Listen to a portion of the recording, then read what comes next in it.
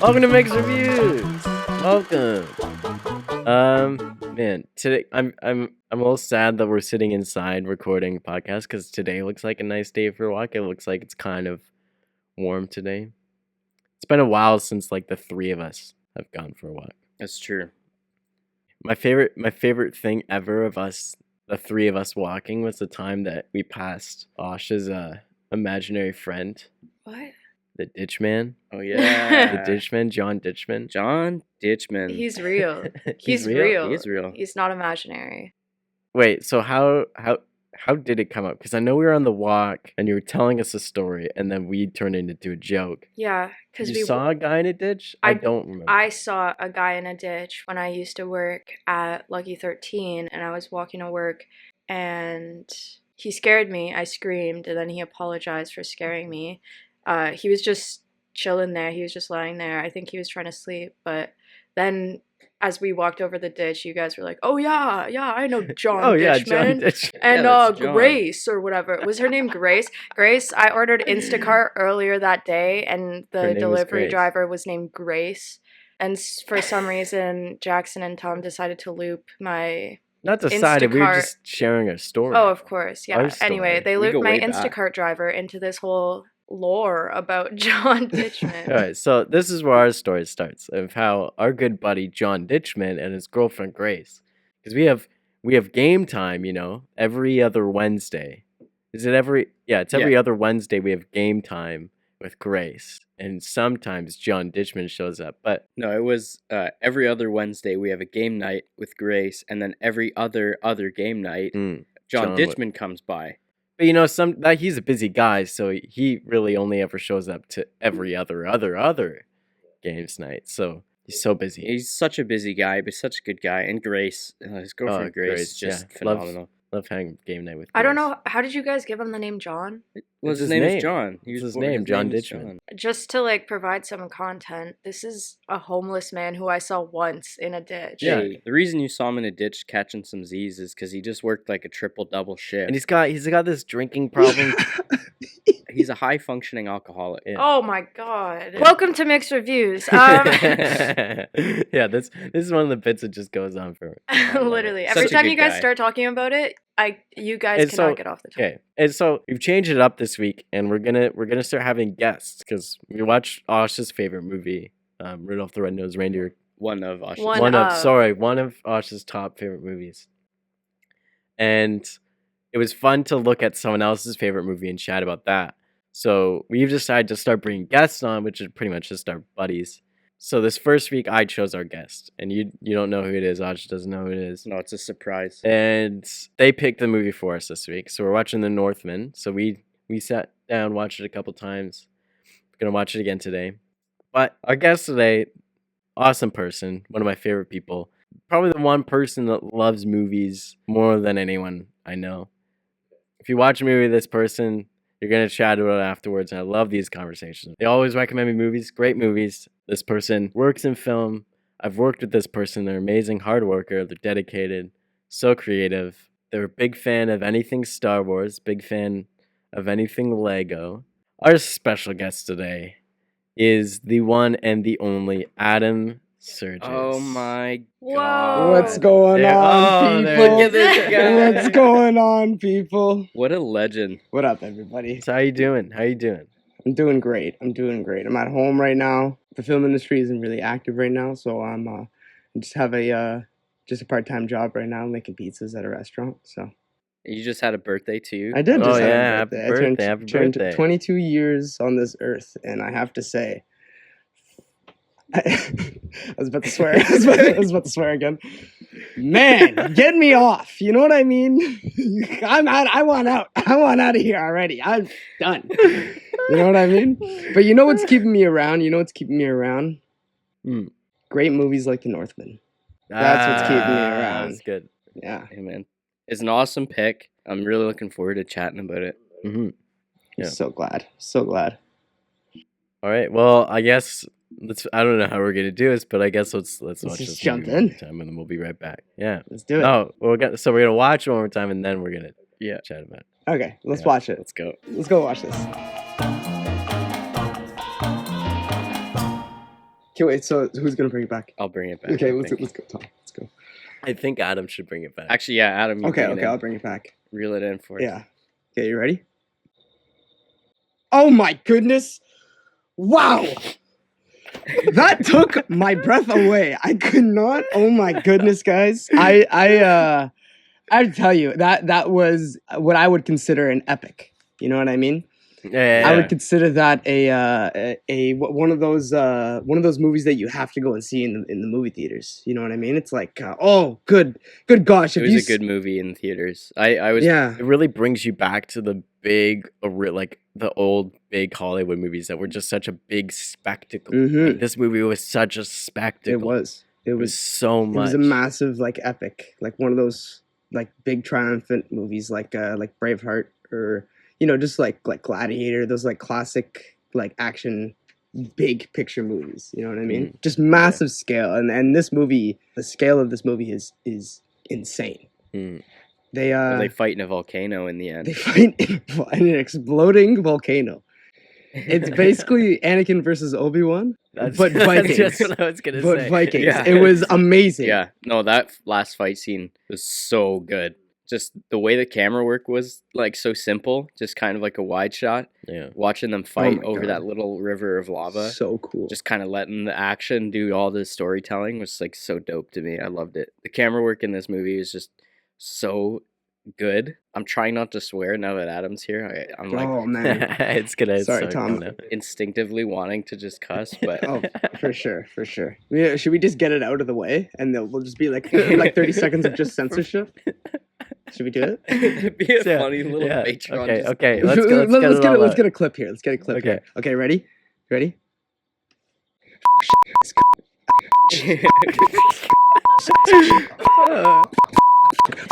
Okay, this movie's so f***ing good. Let's be honest, guys. Come on. This movie is so f***ing good. The action, the cinematography, the lighting, the costumes are just holy f***. Okay, I'm good now. Sorry, apologies to the editor. Oh, oh, I have such a potty mouth. oh my gosh. That's a good clip, eh? Oh, So why this movie? Mm. Like what's so special about this movie to you that made it the pick for the podcast episode? I thought it was just a good pick because all around, Robert Eggers is one of my like favorite upcoming like directors that I haven't gotten. I'd say by now he's gotten his foot into the like this massive world of Hollywood cinema. He's so cool. The way he films his movies, this like weird thriller, like very, very scary, like eerie, like just way of like this craft that he's built around his movies is just so cool. And I thought it was a great pick because I think he's going to become one of the auteurs that people are going to look up to. And you can tell by watching his movies, he goes hard. He goes hard on detail. He goes hard on script. He goes hard on like just like costumes in general. Like he goes hard on set design. Like there's some clips I've seen online of him in the mud down when they're shooting in Iceland. He's in the mud. He's grabbing handfuls of mud and he's rubbing it on the extras like pants. And he's making them all dirty and making them look like cooler. And like he's so particular and so like he needs this to happen. There's a pillar in this movie that is shown on screen for 2 seconds, and the weeks it took to prepare this one pillar with all the detail and all this like Viking like writing on it, like it's insane. It doesn't make it's like why do you need to put in this much detail onto this like one small thing that will be in the movie for 2 seconds? But it just makes, personally for me, it makes me like the movie more because he's making sure that all the art decoration, all like the set deck, everything is perfect. All the costumes are perfect. It's so impressive it's impressive to see. Definitely. All the little details add up and make just one massive big detail. Exactly. True. But seriously though, like I sat down to actually do research on this movie because I wanted to fully be prepared for this one. Because there's so much in there. Like the fact that there are YouTube videos of people breaking down how historically accurate, and the fact that like Eggers himself says this is the most historically accurate Viking movie ever. That's true. Yeah. In all the interviews and all this stuff I was watching, he said, when the hardest thing with the art team was, I would tell them, no, don't make me a design of this sword. Don't like look at old swords and base one off of it. Make me that sword that you found. Like recreate that sword. Yeah. All this stuff they built authentically, and they crafted everything authentically to how it would have been made. It is so Even impressive. the amulet that he wears around his neck, that whole movie was like a real amulet. That is they found. insane. Like that stuff, that attention to detail is so cool. Oh my god, I didn't even know about that. That is insane. Just because it's like such a historical artifact, and they're using it in a movie where no, I don't think I think it was a recreation. Oh, it was a recreation, but they based. had like okay. That Yeah. would have been cool though. Could you imagine if they had this like priceless like this priceless little like amulet on set, and he's just wearing it the whole movie? Oh god, craziness. Yeah. Especially as he's crawling around in the mud. And Edgar seems like the type of guy to do that though. You know what I mean? yeah. And two, it's really cool how they built all those sets. Like all those villages were completely constructed. I think it was the production designer maybe that said it. It was like if we left all that stuff there, that could have just been a museum of how a village would look at this time. That's insane. Because they really authentically recreated it. That's the thing I love about movies that go like super hard into it, is the fact that we can relive our history through just our entertainment. So we can look back at a Viking village, you know, that we learn about in text that does not exist on this planet in that scope, and we can just rebuild it. Maybe not identically or to the same level that Vikings did, and it doesn't have like the wear and tear of the years on it, but we're able to do that and to recognize the fact that this existed in history just for like a movie for people to watch. The historical accuracies of what filmmakers are able to accomplish is like what makes this art so intensely addictive and like unique. And intensely addictive and intensely like unique almost, and it's just like it hits home almost when you're watching it. You're like, man, I really appreciate that someone worked their ass off to put this thing on screen. Yeah. And just like it is so heartwarming, and I love it so much. I really respect that, and that's probably one of the reasons why I think he's one of my favorite filmmakers. One thing I love with the story too is it's based off of the legend of Amleth. Yeah. And that story is what inspired Hamlet, which also inspired The Lion King. And it's very obviously, right? You see it in this movie. This movie is the story of the Lion King told in this epic of this Viking epic, where the uncle kills the father, the son runs away, and eventually comes back and saves his mother and gets revenge. Yeah, it's more than that though. There's a quite a big twist on it. Yeah. Yeah. Like the whole mythology of the Norns is super interesting. Because like the Norns in mythology are basically like the tellers and seers of the destinies. Yeah. They don't have like any control over destiny. They don't have any powers over destiny. They can just see destinies and kind of through their will and through their communication with individuals can kind of influence people towards those destinies. And it's not written anywhere or spoken anywhere, but the three shamans he sees, one being the Fool when he goes into the ritual with his dad at the beginning. It's really quick. Willem Dafoe as that Fool. Yeah, Hermir the Fool. I tried to change my name to Hermir the Fool, but it didn't come up. Yeah, I think he's one of the he's only in it for maybe 5 minutes, but he's so funny. Oh, he stole the show. Oh my god. But back to the Norns things, like part of me wonders if this whole story, his whole like seeking for revenge is just a manipulation that the Norns want him to go through. So cool. There's a lot of like gray areas with the Norns in the mythology saying that like they don't actually have power over destiny. It's just they manipulate people to certain destinies. So maybe they wanted this guy to kill this guy for one reason or another and just told him it was his destiny and that was what was going to happen. That wasn't his actual destiny. He could have lived a life as he said, like sees fit. But the Norns kind of did that, and the Norns had a lot of power in this story. They're mentioned so much. With also Anya Taylor-Joy's character, Olga, she's much more about choice. She's like, no, you have the choice. You have that Absolutely. Well, I don't remember the line of dialogue, Yeah. but they have a whole conversation about it. He goes and finally leaves that destiny behind to be with her in the end, but then realizes that she's pregnant with his children, and is like, well, I need to. It's kind of like this decision he makes to have that destiny for their sake. He decided to stick with his destiny.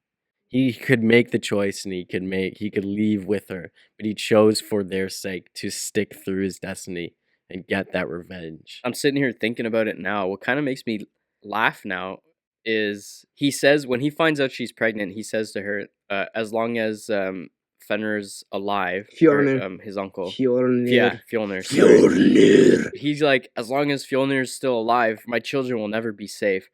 Thinking about it, this guy's a sheep farmer in Iceland now. Yeah. I doubt he has the power or control to like create another uprising to kill another kingdom. Like, I wonder. He lost it his first time. Yeah. Just makes me wonder if like that was a decision that didn't need to be made, Yeah. and he died for nothing. But he was just so enthralled with this destiny idea, and his revenge for his dad that he could have had a happy life with his children and Olga, but Tom, because at he was that kind of point, brainwashed. At that point in the movie, Amleth has already killed Fjolnir's son. He stabbed him through when he's sleeping. So he's already sealed his fate at that point. You know what I mean? That's He's true. kind That is escaping, true. but someone's gonna come for revenge. At least one of them's gonna come for revenge. Good point. Yeah. So his fate was already set before. Like his actions would always bring him to his destiny. I feel like. Good point. Mm-hmm. Good catch. I really do love with the twist though is that he's given the truth about his dad. True. And the fact that, his dad didn't love his mom. He is the product of his father abusing a slave, right? Exactly. And still, after all of that, he sticks through with his promise. Well, he does because he doesn't realize it until he finally realizes the truth, and that's where everything just starts to turn. That's like the big twist of the movie. And he's like, I heard you, and then like as a boy, I heard you crying the day he killed my father. And she's like, I wasn't crying, I was laughing with joy. That's what I was gonna go back and check out in the movie, but I never did. Was to see if she was laughing, because every time I think about it, I'm like, oh, was she actually laughing in that scene? Which I'm sure she was. You can take it for both ways. If you have the idea in your mind that she's laughing, she's laughing. If you have the idea in your mind that she's screaming for help, which is like what you're led to believe at the beginning of the film, you can take it as both ways. I also like the little like kind of Lady Macbeth take she has in all of this, where in the end she was really the one that led it all. It wasn't really, she begged him to go and kill her husband, right? It's true. She was her that really started all of that, and she wanted her son dead too. Right? Like it was all her. Well, she was meant to be like super manipulating, right? Because she even said, "Oh, if you kill all these guys, then I'll be your queen now," And then she gives him a big old smooch. Yeah, that was gross. Yeah, that was like the happy birthday scene in Breaking Bad. Yeah, let's not talk about the forbidden scene. Oh, sorry. I love that show, but we'll skip that scene every time. We'll be right back. And we are back. All right, so we've been sitting here raving about this movie for a while. And before we get into like probably any criticisms, on a filmmaker standpoint, Adam, what do you think sets this film aside from probably any other movie set out in 2022? Like what technically as a filmmaker makes this just a great movie? Did this movie want to make this is definitely specifically a men question. I don't think anybody else would want to do this, but does this movie want to make you go naked into the woods, sharpen sticks with stones and like hunt? You know what I mean? And just like just be like this like primal like human. You know what I mean? And just hunt with your mouth and you just rip open like little animals and eat them and survive. I don't know where I'm probably the only one. But after watching that scene where they're all dancing around the fire and they're going, you know what I mean? Like that scene's pretty. Yeah, it made me feel tough. Yeah, you know what I mean? It was like, tough. This is what they used to be like before, like, cell phones and stuff. They used to do this stuff. This is actually like what it was. Like it's pretty cool. Asha, what do you think? Do you think this movie makes you want to go out in the woods and attack things with? Being naked in the woods. I mean, I wouldn't say so. I am not really because I don't know. I don't want to tear apart little animals with my. To survive, but you need to. But I have hands. Yeah, true. Yeah. Yeah, I guess it's only me. I'm just a weirdo. I don't know. Yeah. I was a huge fan of the camera, Yeah. like the decisions for camera movement in this film. There's a lot of movement, but it's all very slow and drawn out, and a lot of following and tracking. Quite Almost like you're being carried through this story, right? It's not like a typical what we've come to know as action movies where it's like a lot of quick cutting in like battle scenes and stuff. Like it's all wide shot or kind of medium shot, slow, long takes of just epic fight scenes. One thing I really love about the fact that they did that is they made it impossible to switch to a stunt double. Oh yeah. It was Like, legit like all done by like the actor. Like that first like fight scene when they attack the village and they raid all those barbarians. Yeah. And then you see all these like little like hairy things moving through the grass. They're all going "Arr, arr, arr, arr." They're wearing like wolf skins. And then one of the guards sees the barbarians that are sneaking up on him, and he throws the spear, and Amleth comes and turns, grabs the spear mid-air, turns around and throws it right back and hits the guy in the chest. Yeah. And then, and then Amleth's just there all jacked and manly and sexy. Oh my goodness. Yeah, that guy's got traps for days, Dude, man. His traps are massive. This guy went so hard in the gym for this movie. He looks great. Yeah, I agree. I love looking at him. I'm not gonna lie. I love looking at him all Viking and sweaty and bloody.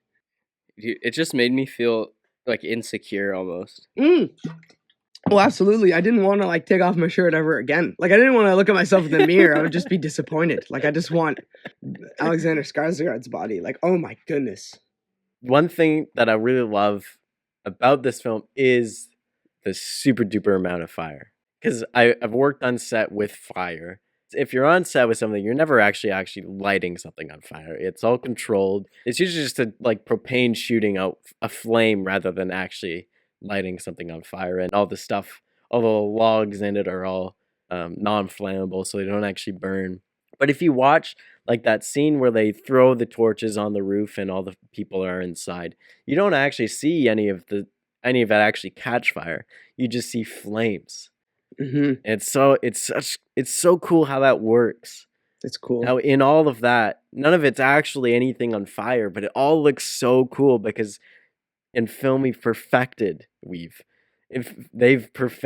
the art of fake fire, and I think that's so cool. It looks so awesome. Yeah, it looks great. Especially with how they shoot it on like real film stock, which Yeah. organically has a pretty good dynamic range, especially when it's exposed for like fire. You get amazing detail within the flames, but then with the contrast, you get kind of like this really dark and brooding like world around the fire, obviously, because you can't expose for fire and then expose for someone's face, for example.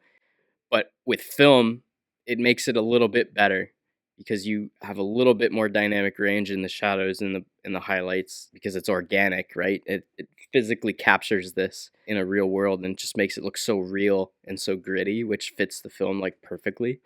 And I love the fact that they shot it on real film. Oh, it looks so it just good. adds an extra layer to the visuals of it. It's so beautiful. Does Robert Eggers always do film? Yeah. Is everything he shoots on film? His last 3 movies have been shot on film, yeah.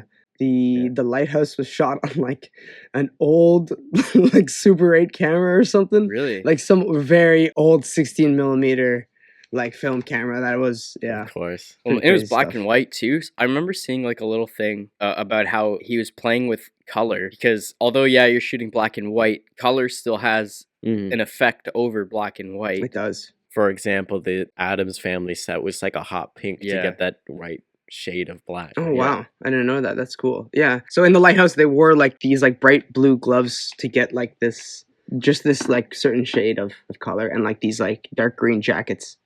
They don't want it like too black. They want it a certain color. They want it exposed. That's the point. Yeah, it's all like contrast ratio with black and white, and what color gives you a certain contrast ratio in your black and white. Mhm. Although not the movie we're talking about, but still kind of like Still a cool same director. little, Cool movie. yeah. Cool little look on film. Now, what about things you weren't too fond of in The Northman, Adam? Let's bring it into the other side of this. Anything kind of stick out to you that you just kind of hit you the wrong way, or you're just kind of like, I don't love that? I'm gonna be honest, guys. I tried to find stuff that I didn't like in this movie, and I really couldn't. Maybe the one thing was the time. Cut it down a little bit, but the purpose for the time was that was the theme of the cinematography. It was those long, slow, drawn out shots of these beautiful landscapes and like these like intense moments on characters, and it was really hard to find something that I really disliked because I love movies that are done well. And honestly, Nicole Kidman, she played her part so well that I hated her so much. She was such an awful like, and she wasn't even like bad at like bad as an actor. Like it was just, she was so hateable because you're expecting this whole time Amleth to save her, right? But it turns out that she's actually a nasty character, and yeah, I couldn't find anything, and there's definitely something that I'm missing. But what about you guys? What'd you find? This isn't necessarily like criticism or anything, but in the movie, after they burn that village down, the witch tells him that he needs to kind of let go of like being a beast. He needs to start becoming a man if he wants to fulfill his destiny. And they really hinted the fact that Amleth is become a wolf, become a beast throughout his life. And as a man, he's become a wolf and become a beast. And if he wants to achieve his destiny, he needs to become a man again. And I really wish like you could have seen either conversion to a man or conversion back to a beast, because that kind of ties into the whole scene at the beginning of the movie with his dad where he becomes a man after drinking that little like weird potion in the basement of that one hut, right? And it's like, show us that you're not a beast, show us that you're a man. And then his dad burps, and then Amleth farts, and it's like, you know, the theme of transforming from like this feral thing into what in the time would be considered like a sophisticated man, like a civilized man, it's kind of lost within just like the spectacle of the actual plot and the story and like the violence and the action and everything like that. So I feel like it could have been like a cool little thing to really lean into with the theme, but there's no complaints on my end. I think it could have been more. Yeah, for sure. I agree with that, actually. Yeah. Jackson, anything from you? It's hard to hate movies, eh? It's hard to find something negative about movies, unless it's like just blatantly obvious. But like because we're movie lovers, it's so hard not to like, you know, I don't know. Continue. My main thing was kind of less like something I hated about it, more just kind of what I found why people would dislike this movie. And I feel like the reason I love artsy movies so much is the attention to detail. It is, yeah, exactly. Telling stories in different ways rather than just being a superhero movie or being a high action movie. And this movie, especially most compared to his other movies, is the most Hollywood movie of them all. It's kind of, it has that narrative story more. It's the classic revenge story, you know? Yeah, it has something for everyone. I was watching an interview, and it was a whole bunch of the cast and Robert Rodriguez talking. I don't remember who said it, but someone said think of it more like fine wine or fine food, right? There's something special about it being a fancy wine and something special about it being fancy food.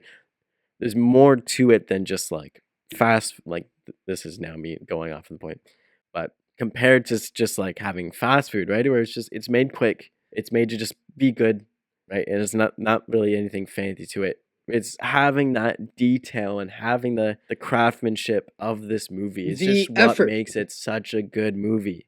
The group effort, the brain work that just went into this is insane. Yeah. All right, we need to take a stretch. We'll be right back. We'll be right back. Hello, listeners. It's Jackson's mom. I'm here to tell you about our Patreon. If you subscribe to our Patreon starting at $3 a month, you can unlock early access to videos and podcast episodes, be a part of live episodes, receive free monthly gifts, and hear full versions of our podcast with bits like this. Yeah, this is off topic. I made a llama. You know llamas with hats? Do you know the YouTube series? Llamas with hats? Llamas with I do hats? not. Okay, well, I made a reference last night, and I was hoping everyone would get it. Being like, oh yeah, he stabbed him 37 times in the chest. Charlie would have loved that. No one And then knows no what. one got it. I need to look it up now. Llamas with hats. Llamas with. Carl, why is there a dead guy in our living room? Oh wait, I didn't see him there. Why?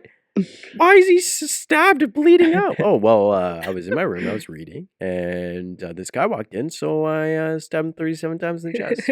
Carl, that kills people. Oh, I didn't. Hey, it's this whole thing. Well, he's so genuine. He doesn't mean it. He's just Yeah. a unicorn or whatever. So, subscribe to our Patreon today. The link is in the show notes. And now, back to the show. And we are back. I want to get Asha's take on the goods and the bads of this movie, because this is, in my opinion, quite a movie directed at guys. And No, for sure. I want to hear like Asha's genuine opinion on this hyper masculine, hyper violent kind of story. Like I want to hear what she's got to say. I don't know. I went into it with like my expectations like out of this world because my brother is a first year film student at York, and he's obsessed with Robert Eggers, who's the director of this movie. Like obsessed. And he told me that this movie would change me. It would change me. It would absolutely change me. And then I watched it expecting it to change me, and I was like, it didn't really change me, not at all. But maybe that's because he's a dude and he's like, whoa, I feel feral now, you know? But He wants to go out in the woods. he wants to go out in the woods, Take off his rip some clothes small and be animals naked. apart with his mouth. Yeah, Yes. exactly. And make someone else spears with sticks. Yeah, exactly. I love it. Adam and my brother can live in the woods together and Oh, for start sure. this little naked tribe of Oh my feral God. men. I just want to be But, naked wearing wolf skin. That's all I want. I thought it was decent. I don't know. I thought that at some point he was gonna stop looking for revenge and start prioritizing his new family, but then he was like, no, let's like both die on this hill. What? I was kind of sad that he died because I was like, now she's gonna be a single mother of 2 kids, twins. That's a tough life. But I thought it was good, but it didn't change me. That's my take. So out of 10, what would you give it on the... On the Asha scale. Out of 10, oof, like a 7.5. That's not bad. A proper That's pretty good. 7.5. It was good. I thought it was a really beautiful movie. Like I It's gorgeous. really liked the long duration of the shots per se. I thought it was impressive how even though there wasn't like a lot of cutting, that it was still like very action filled and intense and seemed quick pace. How long is the movie? Like 2.5 Yeah, hours. it's like just over 2.5. Yeah, it didn't feel like it was long, like it was dragging on. Mm-hmm. I thought it was really pretty. It was nice. It looked good, but the only criticisms I have is the plot. I was upset that he died. I thought that there was more that could have been resolved. It's kind of like that Hamlet ending where it's not a happy ending. It's not the ending you want. But Hamlet wouldn't be Hamlet if it didn't have that ending, right? Like I hate Hamlet. I hate anything Shakespeare. Woo, big take. But I thought someone should have lived. Like, well, it was good. I liked how, spoiler, but I liked how you don't think he died at the beginning until dude's hand slips off the thing and it's still inside of him. I thought he was just holding it up. Good. Mm-hmm. I was like kind of shocked that he killed him. I think the girl was a girl boss. Cheers to that. I think dude was decent, but I don't know. I think he was letting what the shamans. The Norns. Yeah, I feel like he let what those people said I don't know, he put that as a priority. Like, there was times he could have killed his uncle, but he was like, no. They told me that I was gonna kill him on a fire lake, so I have to wait until that happens. But, like, it could have been a happy ever after. He could have just killed him and then lived with this magic woman and their twins, but he didn't. He was like, no, destiny says I have to do this. I was like, boy, think for yourself. But do you think that goes towards his whole character where it was he was so enthralled by revenge and by his destiny, that he just could not let go of it. He needed his revenge. Yeah, but I feel like he could have gotten his revenge in a better way. But I think you're right, Asha. it's the plot. It's all the plot. It's like historically accurate. Cheers to that. Although he actually doesn't die in the historically accurate part. But okay. What was it? He goes on and he marries. he ends up with two in the historically accurate legend or whatever. He ends up marrying this woman, but then he ends up marrying another woman. So he has two wives. They like move to Scotland. Oh, okay. It's really, we watched this like 18-minute long YouTube video of it.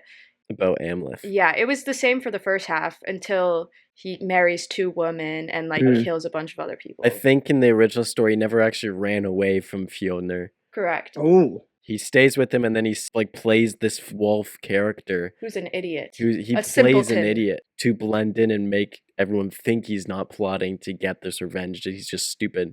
I send him off to somewhere in Britain, and he meets this like British king, and I forget what happens there. But then he gets sent by the British king to go find him this queen because he's like this warrior, and he ends up falling in love with the queen, and he leaves with her. And But he's also married to the king's daughter. Yeah. It's kind of That story was complicated. very. It's all I over think the in this place. one he still acts like a simpleton when he's the peasant, like he's blending in. It mirrored the legend in that sense. I was kind of hoping for those two wives happily ever after. But then again, you know what? I kind of like that it wasn't happily ever after because it caught me off guard. I certainly was not expecting him to die. I feel like if Amleth didn't have like his little half brother stab him 18 times in the shoulder, he would have won and survived. Yeah. Yeah, Oh my remember that? gosh. Yeah. That dude is metal. That little kid. Yeah, he just jumped on his back and as you said, Tom stabbed him 18 times, and then he threw him off and sliced him in half. It looked like. Yeah. And I have something to add on stuff that I didn't like. This is the one thing that I was just like, okay, well, whatever. Fjolnir and Amleth meet 2 times before they start fighting each other, but like I know it's fate and they have to fight on the fiery gates of hell. Amleth kills Nicole Kidman and then Nicole Kidman's son right in front of Fjolnir. He walks in, looks at both of them, and then picks both of them up and walks out. Yeah. Right? Yeah. No, that was cold as hell, man. Yeah. Fjolnir comes in and sees his dead wife and kid, and he looks at him and he's like, takes a second. He's like, nah, dude. That's Nah, a dude dude. for real, man. He was like, nah. I'll meet you at the gates of hell. And then Amleth just goes, the gates of hell is where you'll find me. And he walks away. I'm like, dude, that was metal. That was so metal. I loved it. Just drags his I wife's looked at- dead body out of the room. I looked at Jax. I'm just like, that was cold as hell, man. Also, another thing to bring up about that old broken English that they all speak. So Asha might be not a fan of this, but Robert Edgars took a lot of inspiration from Shakespeare and that Shakespearean dialogue kind of thing. So when he was younger, he used to act in like Shakespeare plays, and like he used to also write plays and like do all the set design for them and stuff like that. Oh, that's dope. He was like an active worker in the film industry and in like plays. He was like a huge costume guy and like just like set designer. He throughout doing all these plays throughout his years of making films and directing plays and putting on all these like great performances, he like grew accustomed to this like Shakespearean dialogue, and his last 3 movies have all this like old broken English of like these old kind of like the old sailors, the old farmers, the old like Vikings, and it's a good theme that he uses, I think, and I think it's cool that he uses his knowledge to his advantage, because I don't think a lot of people release films like this. Right. And it's just it's a little hard to get used to, but once you're in it, I think most people can understand what people are talking about. Well, I remember when I grew up, I was an actor. Like I acted as a kid in like a theater company. And one of my first plays I ever did, I think I was like 13, I played Puck in Midsummer Night's Dream. And we did it with the Old English, like the actual prose and the iambic pentameter, like the real English from Shakespeare time. And dude, learning that as a 13-year-old was brutal. Oh, I can't imagine. But then when I went to high school and we started doing Shakespeare, and it was like so easy to understand because I was kind of forced to learn Shakespearean language before doing it. And I just remember hearing everyone hate it. They're like, oh, I don't understand. It makes no sense to me. And I'm thinking like movies that Robert Eggers makes in this kind of language, would that not throw off like a lot of people? Oh, for sure. I feel like it Because would. I think out of like 30 kids, I think there was maybe 1 or 2 people who understood and like actually took the time to learn the Shakespearean language. But the other 28 people The Ashas of the world. grew up now and go to see the Northman in theaters, and it's just like flashbacks to high school and learning Shakespeare, and they're just like, this sucks. I hate this. And then they Mhm. go on Letterboxd and talk about how awful it is. And that Marvel's Avengers was so much better because it was in real English. Mm-hmm. It's kind of funny how big of a risk it is to do something like that, and that Robert Eggers kind of doesn't care and will still do it and Yeah. still make an amazing film. For sure. He does what he wants. Yeah, the diction made it feel more authentic, I found, Right, which For was sure. nice. It brought you into the movie. Yeah. Yeah. Oh my gosh. I mean, so first son they have that you see in the beginning of the movie, that younger, Thorir, yeah, Yeah. baby. Yeah, the first one. the one that's the annoying kid Yeah. when he grows up. So that was originally going to be played by Alex Skarsgård's brother, Oh, Bill?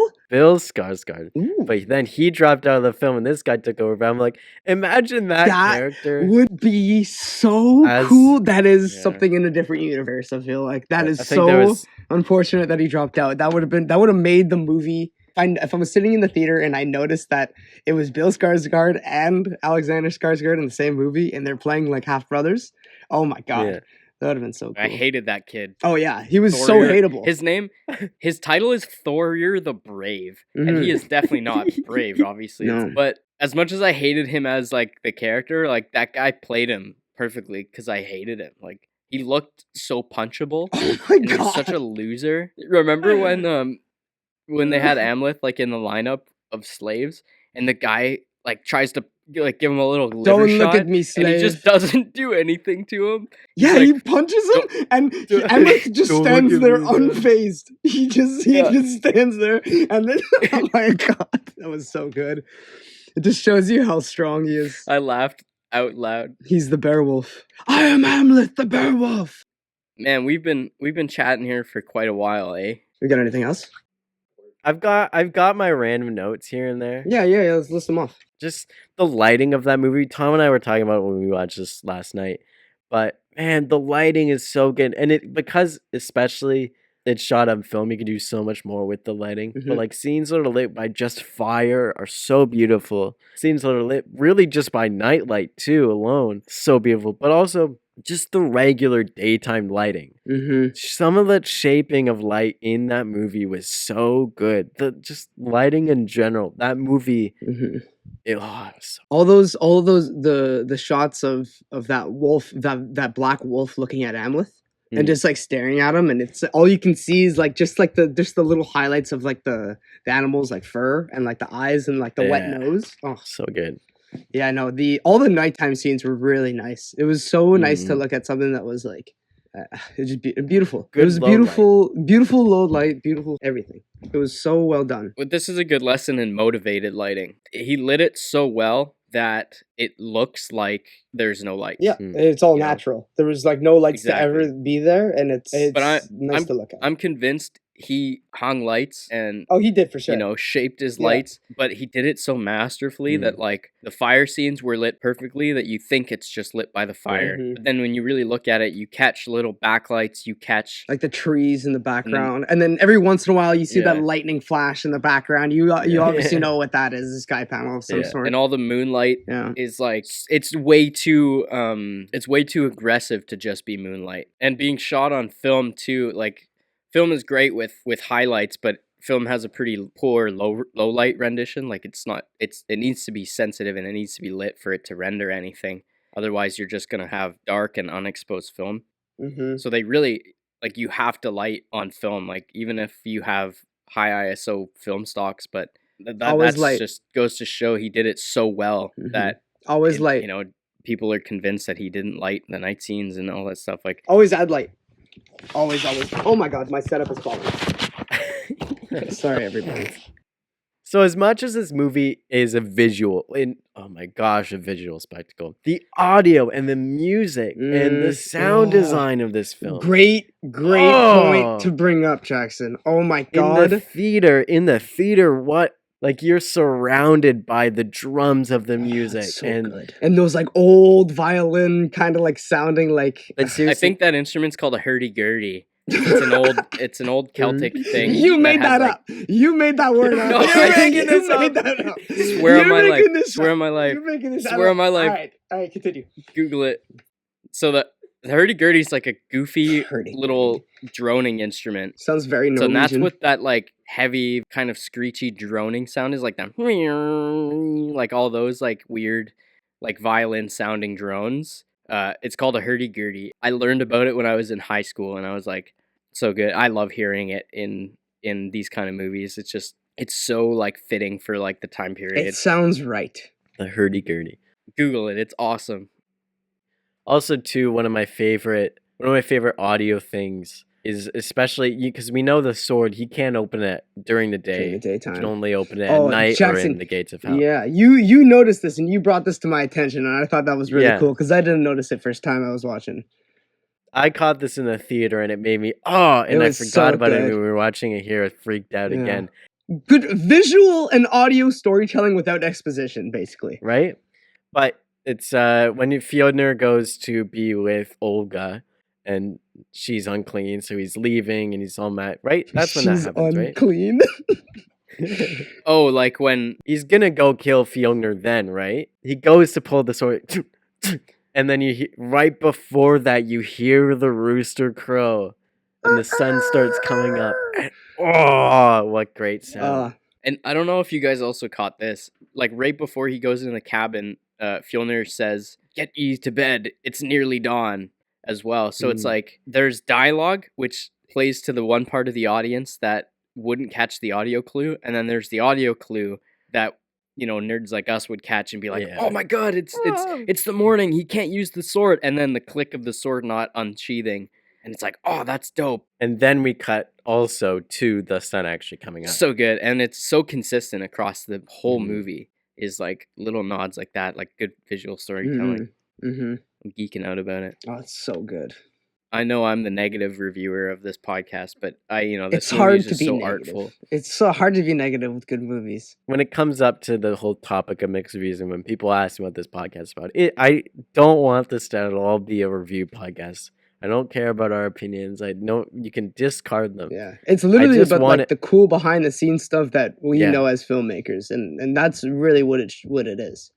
What goes into a film that makes it good or bad? Exactly. What actually? And even sometimes even hearing the stuff that happened on set and the techniques that he used almost makes the enjoyment of the movie better.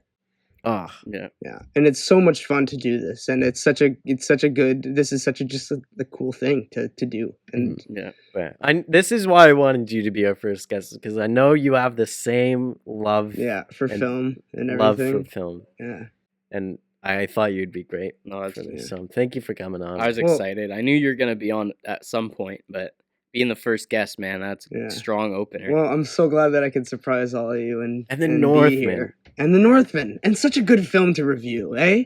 Such a And- good film. But man, sitting down and watching that again, I love this. It's exciting. It's a nice slow well-made burn movie. revenge movie. I think another thing that set me aside watching it in the theater was, 'cause, I mean, I'm one of those people who watch movies with subtitles. Like I find that I'm able to follow a movie and understand a movie way better if I'm able to hear and read the dialogue. Mhm. So when we were able to kind of like go back to a couple scenes after we watched it this time with a little bit of dialogue, I'm like, oh, the sword's named Draugr. Like that's dope. Mhm. A Draugr in Norse mythology is like an undead Northman, basically, that That's died so without cool. going to That Valhalla. is so is cool. Oh my god. That So is it's like- so cool. learning the sword's name is Draugr just made it that much cooler to me. And Knowing the that detail pronunciation- now makes it cooler. and the pronunciation they use in the film is probably more realistic to the language from the time, and it doesn't sound like Draugr, but when you read it as Draugr, you're like, oh, I know what a Draugr is. I've played Skyrim. I know a little bit about what a Draugr is, and like hearing the backstory of how that sword was made and like being able to read it makes it so much better for me. Anyways, to wrap this all up, thank you, Adam, so much for Hey, coming I on. just want to say thank you for this opportunity. I really appreciate it. Thank you for giving me a platform where I can speak my own voice. this doesn't happen often, but I'm really appreciative of it. 100% we're going to have you back on eventually. Well, Adam, thanks, man. It's great chatting with you again. Yeah. All right. Okay, good. Take care, everybody. Yeah. See ya. See you, buddy. And thank you for listening to Mixed Reviews. Hey there, I'm Jackson's mom, and this has been Mixed Reviews with Tom McMahon, Jackson Brotherton, and our in-host genius, Asha Joseph. This episode was mixed, mastered, and edited by TheOldManDave. Be sure to follow our podcast on your favorite podcast app and join our Patreon for extended, ad-free, and bonus episodes. The link is in the show notes. This has been a Vanish Entertainment production. Thank you for listening.